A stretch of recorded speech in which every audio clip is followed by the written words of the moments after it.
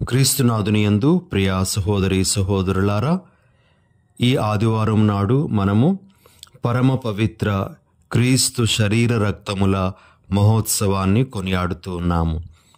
ఈ మహోత్సవాన్ని మనము దివ్య సత్ప్రసాద మహోత్సవంగా కూడా పిలవడం జరుగుతుంది. ఈ దినాన యేసు ప్రభు మనకిచ్చినటువంటి అతి శ్రేష్టమైనటువంటి దీవెన దివ్య సత్ప్రసాదం అనే విషయాన్ని మనము గుర్తిస్తూ, దివ్య సత్ప్రసాదం ఎడల మనము భక్తి భావాన్ని పెంపొందించుకోవడానికి శాయశక్తులా ప్రయత్నం చేద్దాం. అయితే మొదటిగా మనము దివ్య సత్ప్రసాదం గురించి అలెగ్జాండ్రియా వాసి అయినటువంటి పునీత సిరిల్ గారు చెప్పినటువంటి ఒక మాటను మొదటిగా ఆలకిద్దాం. ఆ పునీతుడు ఈ విధంగా చెప్తారు: ద్రాక్ష సారాయంలో ముంచిన రొట్టెను ఆ పానీయం రుచిమంతం చేస్తుంది. తేనెలో ముంచిన వస్తువును ఆ తేనె మధురం చేస్తుంది. అగ్నిలో పెట్టిన ఇనుమును ఆ అగ్ని గనగన మండిస్తుంది. అలాగే దైవ వార్త మానవ శరీరాన్ని చేకొన్నప్పుడు ఆ శరీరాన్ని కూడా జీవమయం చేసింది. దివ్య సత్ప్రసాదంలో ఆ జీవమయ శరీరాన్ని మనము భుజించినప్పుడు అది మనలను కూడా జీవమయం చేస్తుంది. ఈ మాటలు ఈ పునీతుడు అనుభవపూర్వకంగా చెప్తున్నట్లు మనము గ్రహించగలం. యేసు ప్రభు యొక్క శరీర రక్తాలను స్వీకరించేటువంటి వారిలో ఆ ప్రభు యొక్క జీవం ఉంటుంది అని ఆయన చెప్తూ ఉండగా, ప్రియ సహోదరి సహోదరులారా, ఇది అత్యంత శ్రేష్టమైనటువంటి దీవెన, మనకు ఇవ్వబడుతున్నటువంటి దీవెన అని మనము ఎల్లప్పుడూ మన మనసులో ఉంచుకోవాలి. ఈ దినాలలో చాలామంది దివ్య సత్ప్రసాదానికి దూరం అయిపోతున్నటువంటి వారు కనబడుతూ ఉన్నారు. కొంతమంది దివ్య సత్ప్రసాదం యొక్క విశిష్టతను గుర్తించలేక దివ్య సత్ప్రసాదం స్వీకరించటానికి ముందుకు రావడం లేదు. ఆదివారం నాడు దివ్య బలిపూజను నిర్లక్ష్యం చేస్తూ, మేము మా ఇంటిలో ప్రార్థన చేసుకుంటాము లేదా ఏదో ఒక చోట ప్రార్థనకు వెళ్తాము అనేటువంటి విధంగా జీవిస్తూ ఉన్నారు. వీరు చాలా గొప్పదైనటువంటి దీవెనను తమ చేజేతులారా దూరం చేసుకుంటూ ఉన్నారు అనే విషయాన్ని ఈ దినాన గుర్తించాలి ప్రియులగు సహోదరి సహోదరులారా. అయితే ఈరోజు మన ముందు ఉంచబడుతున్నటువంటి పఠనాల ఆధారంగా కూడా కొన్ని విషయాలను మనము గ్రహించటానికి ప్రయత్నం చేద్దాం. మొదటిగా రక్తము యొక్క ప్రస్తావన అనేటువంటిది మనకు మొదటి పఠనంలోను, రెండవ పఠనంలోను, అదేవిధంగా సువార్తలో కూడా కనబడుతూ ఉంది. మనము మొదటి పఠనము నిర్గమకాండము నుండి ఆలకిస్తూ ఉన్నాము. 24వ అధ్యాయంలో ప్రభువు ఇజ్రాయేలీ ప్రజలతో చేసుకునేటువంటి ఆ ఒప్పందము గురించి మనము ఆలకించాం. మరి నిర్గమకాండము 24వ అధ్యాయము 8వ వచనాన్ని ఒకసారి మనము ఆలకిద్దాం.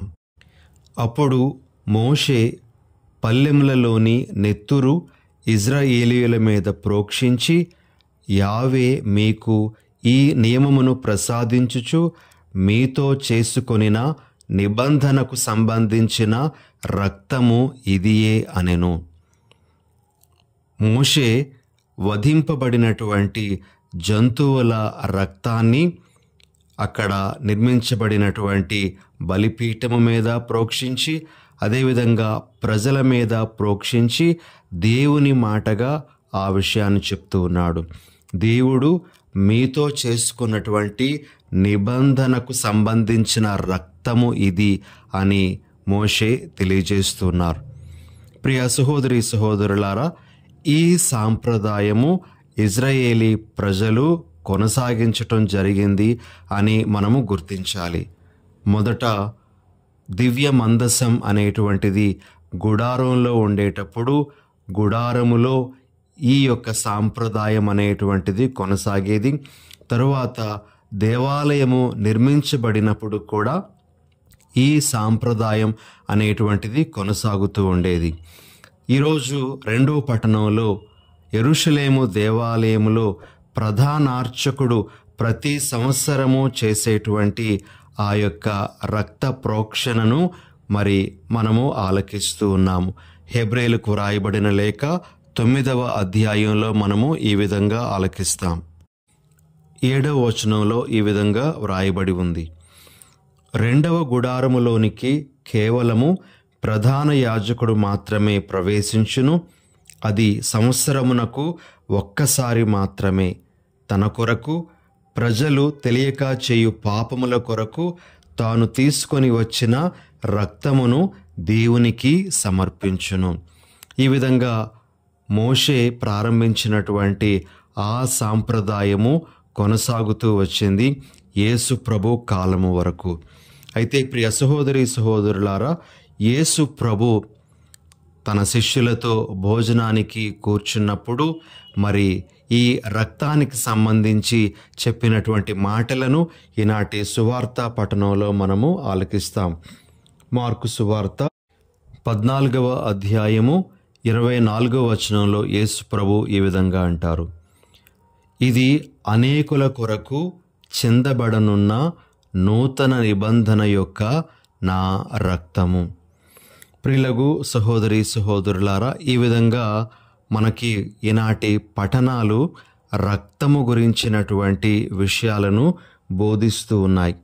అయితే పూర్వ నిబంధనలో ప్రోక్షింపబడినటువంటి ఆ జంతువుల రక్తము ద్వారా ఏర్పాటు చేయబడినటువంటి నిబంధనకు, నూతన నిబంధనలో యేసు ప్రభు యొక్క బలియాగము ద్వారా ఏర్పాటు చేయబడినటువంటి ఆ నూతన నిబంధనకు కొన్ని వ్యత్యాసాలు ఉన్నాయి. ఆ వ్యత్యాసాలేంటో మనము మొదటిగా తెలుసుకోవడానికి ప్రయత్నం చేద్దాం. మొదటి వ్యత్యాసం ఏమిటి అంటే, ప్రధాన యాజకుడు మానవ నిర్మితమైనటువంటి గుడారములోనికి లేదా ఆలయములోనికి ప్రవేశించి ఆ రక్తాన్ని పీఠము మీద, అదేవిధంగా ప్రజల మీద ప్రోక్షించేవాడు. అయితే యేసు ప్రభువు మానవ నిర్మితమైనటువంటి ఆలయములో కాదు గాని పరలోకంలో ప్రవేశించి ఆ యొక్క బలిని అర్పించినట్లుగా, తండ్రి సమక్షమున నిలిచినట్లుగా మనకు వాక్యం తెలియజేస్తుంది. హెబ్రేయులకు రాయబడిన లేఖ 9వ అధ్యాయము 24వ వచనం, నిజమైన పవిత్ర స్థలమును పోలిన మానవ నిర్మితమగు పవిత్ర స్థలమున క్రీస్తు ప్రవేశింపలేదు. పరలోకముననే ప్రవేశించి మన పక్షమున దేవుని సన్నిధిలో నిలిచి ఉన్నాడు. కాబట్టి యేసు ప్రభు బలిని అర్పించటానికి మిగతా ప్రధాన యాజకుల్లాగా దేవాలయంలోని అతి పవిత్ర స్థలములోనికి అడుగు పెట్టలేదు కానీ దానిని మించినటువంటి పవిత్రమైనటువంటి స్థలము పరలోక రాజ్యంలో ప్రవేశించి తన బలిని ఆయన అర్పించినట్లుగా మనము చూస్తాం. అందుకే ఆయన ఇది నిత్య నూతన నిబంధన అని చెప్పడం జరుగుతూ ఉంది. ప్రియ సహోదరి సహోదరులారా, ఇక రెండవ వ్యత్యాసం ఏమిటి అంటే, ప్రధాన యాజకుడు బలిని అర్పించటానికి, పీఠము మీద ప్రజల మీద ప్రోక్షించటానికి జంతువుల రక్తాన్ని తనతో పాటు ఆ అతి పవిత్ర స్థలంలోనికి తీసుకొని వెళ్ళేవాడు. అయితే యేసు ప్రభు విషయంలో ఆయన జంతువుల రక్తంతో ఆయన తండ్రి సన్నిధికి వెళ్ళలేదు.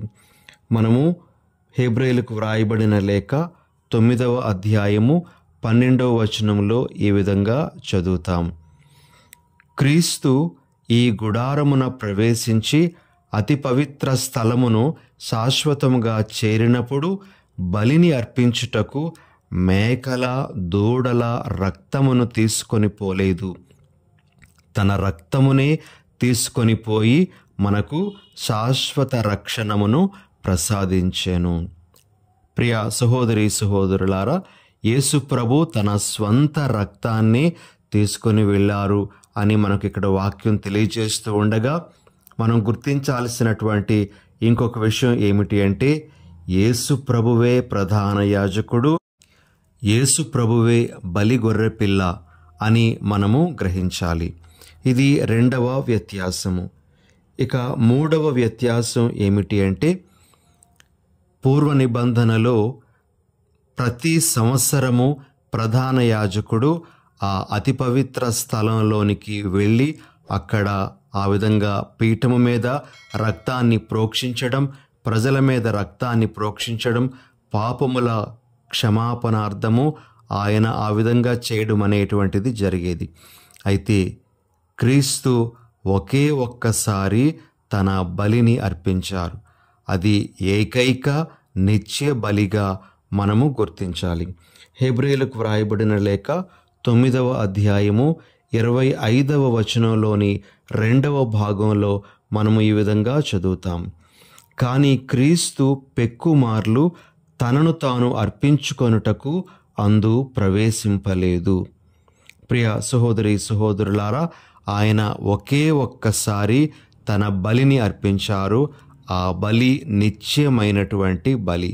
ఆయన పదే పదే మరణించాల్సినటువంటి అవసరం లేదు, రక్తాన్ని చిందించాల్సినటువంటి అవసరం లేదు.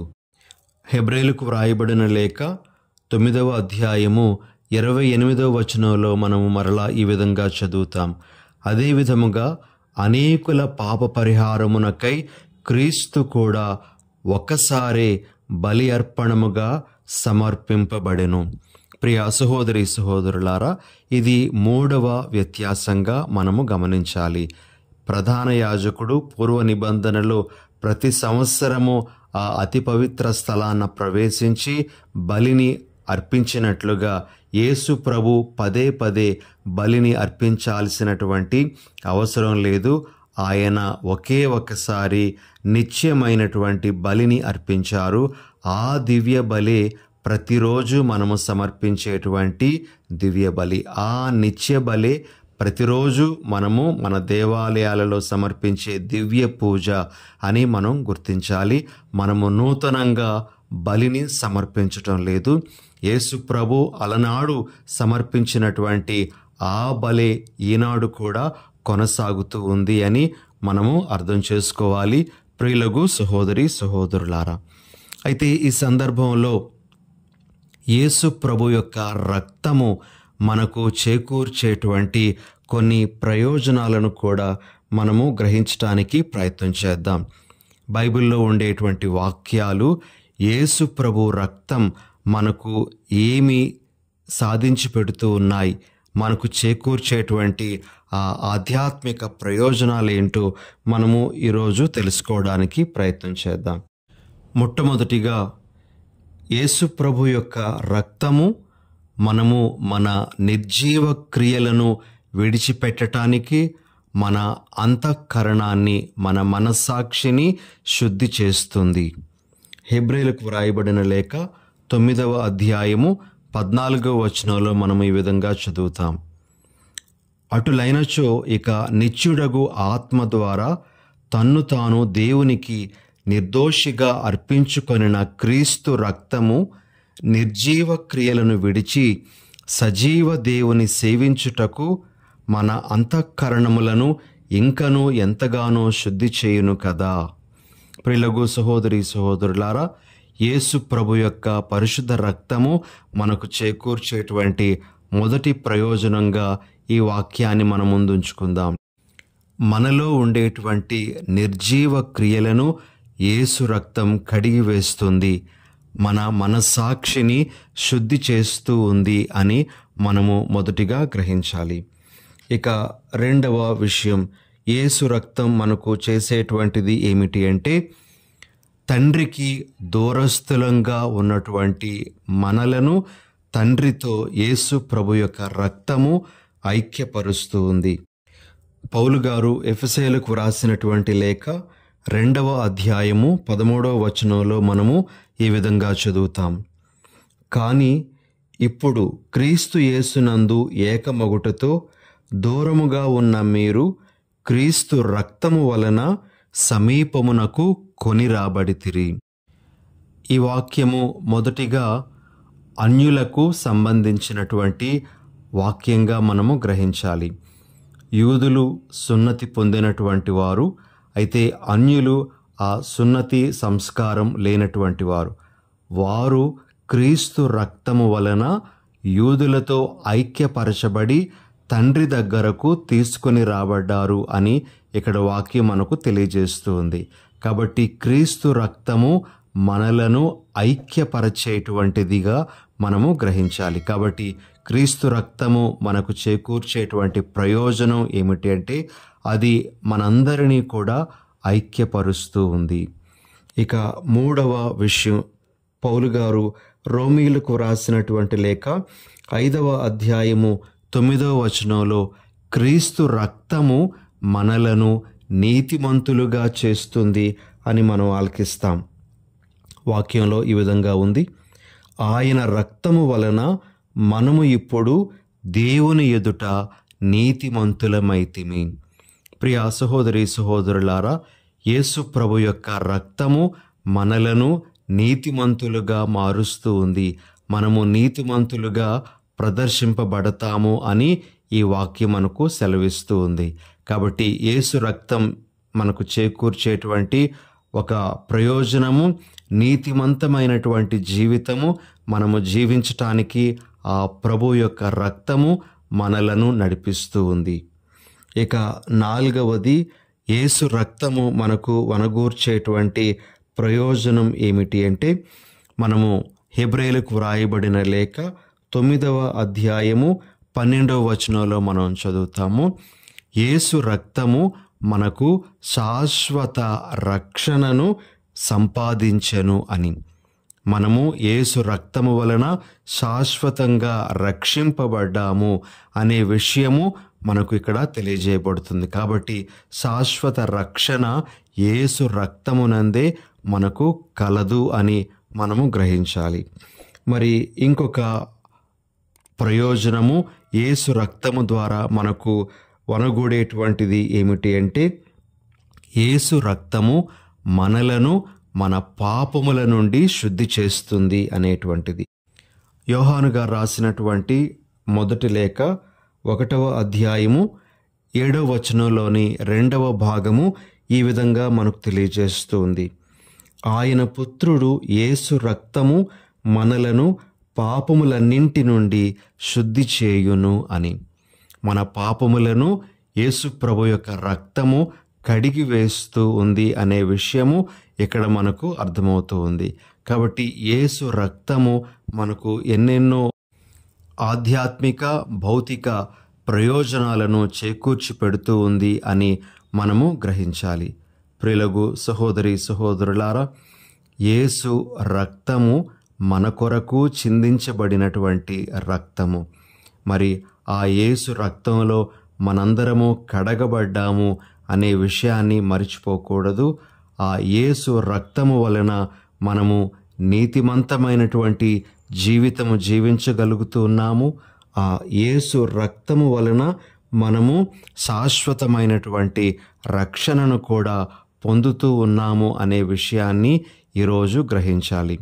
ఈ దివ్య సత్ప్రసాద మహోత్సవం నాడు యేసు ప్రభు యొక్క శరీర రక్తాలను మనం స్వీకరిస్తూ ఉండగా ఆ శరీర రక్తాలు మనకు చేకూర్చేటువంటి ఈ ప్రయోజనాలను మనము మన మనస్సులో పదిలపరుచుకొని ఆ యేసు రక్తంలో మనము ఎల్లప్పుడూ శుద్ధి గావించబడి దేవునికి మహిమకరమైనటువంటి జీవితము జీవించే భాగ్యాన్ని దయచేయమని ప్రభువుని వేడుకుందాం.